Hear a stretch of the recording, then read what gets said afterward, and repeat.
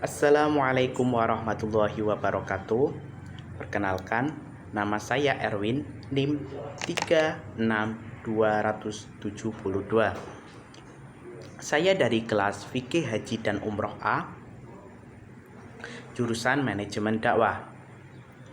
Di sini saya akan membuat video tentang haji sebagai tugas ulangan akhir semester saya.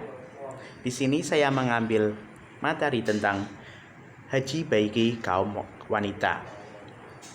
Haji bagi kaum wanita terdapat aturan-aturan dalam pelaksanaannya. Saya bedakan menjadi 3. Yang pertama yaitu kedudukan mahram, yang kedua wanita iddah, dan yang ketiga haid. Langsung saja, kedudukan mahram. Kedudukan mahram bagi haji wanita. Imam Syafi'i berpendapat perempuan boleh melakukan perjalanan jauh apabila bersama dengan perempuan muslimah, merdeka, dan dapat dipercaya. Sedangkan Wahbah Zuhaili dalam Fiqhul Islam, perempuan boleh menunaikan ibadah haji sendirian kalau dalam keadaan aman, tidak menimbulkan fitnah, dan dapat menjaga dirinya. Sedangkan Imam Abu Hanifah, ia menegaskan perempuan tidak boleh berpergian lebih dari 3 hari apabila tidak ada suami atau mahram bersamanya.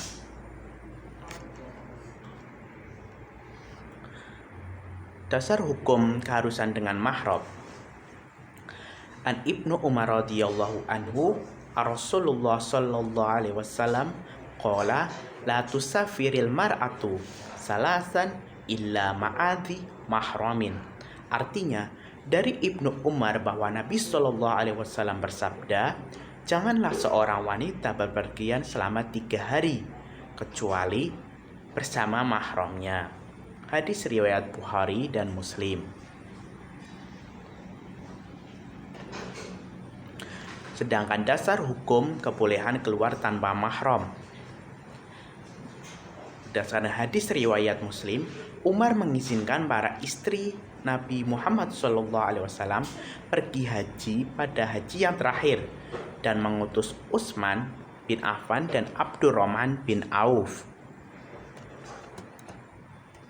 Jadi dapat kita simpulkan bahwa keberadaan mahram bukan merupakan syarat yang mutlak, melainkan syarat yang diperlukan dalam perjalanan yang tidak terjamin keamanannya baik dari kejahatan maupun fitnah lainnya. Wanita iddah. Abdur Razak mengatakan, Ma'mar telah menceritakan kepada kami dari Az-Zuhri dari Urwah, ia berkata, Sayyidah Aisyah radhiyallahu an pernah keluar dengan saudara perempuannya yaitu Ummi Kulsum ketika Thalha bin Ubaidillah, suami Ummi Kulsum, terbunuh ke Makkah untuk melaksanakan umroh. Kaidah fikihnya yaitu la yungkarul muhtalafu fihi wa innama yungkaru mujtama'u alaihi. Pandangan lain yang masih diperselisihkan tidak boleh serta-merta diingkari, sementara pandangan yang telah disepakati ulama tidak boleh diingkari dengan sebaliknya. Jalaluddin As-Suyuti Al-Ashbah wa An-Nadhair, Bayrut Dar Al-Fikir Dar Al-Kutub Al-Ilmiyah, 1403 Hijriah, halaman 158. Walaupun perempuan yang masih dalam iddah diperbolehkan menjalankan ibadah haji dan umroh, tetapi perempuan tersebut diwajibkan untuk iddah atau melaksanakan aturan-aturan di masa iddah seperti tidak boleh berhias dan lain-lain. Lalu bagaimana jika wanita haid saat haji? Jika wanita datang bulan sampai amal haji atau tanggal 9, maka status hajinya menjadi qiron. dan sah karena pelaksanaannya dilakukan bersamaan.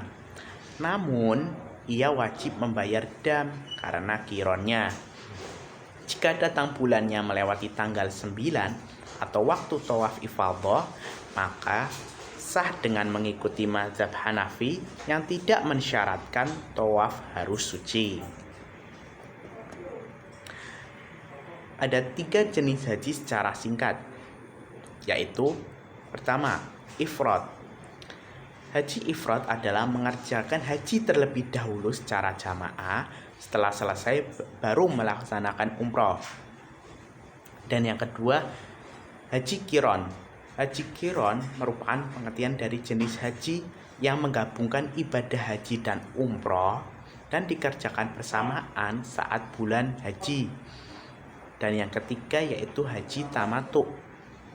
Haji tamattu adalah mengerjakan ibadah umroh terlebih dahulu, baru kemudian melaksanakan ibadah haji. Ini kebalikannya dari haji ifrad ya. Namun, yang perlu menjadi perhatian pada jenis haji qiron dan tamattu yaitu kewajiban membayar dam. Kita harus membayar dam ini dengan menyembelih hewan kurban seperti seekor kambing, sepertujuh sapi, atau unta pada tanggal 10 Zulhijjah atau di hari tasyrik.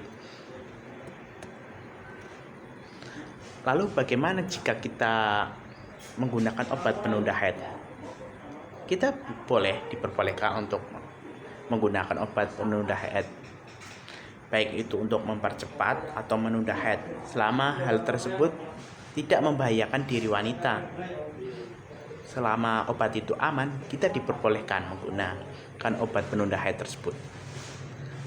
Demikian yang dapat saya sampaikan. Mohon maaf apabila ada kekurangan dan kesalahan. Wassalamualaikum warahmatullahi wabarakatuh.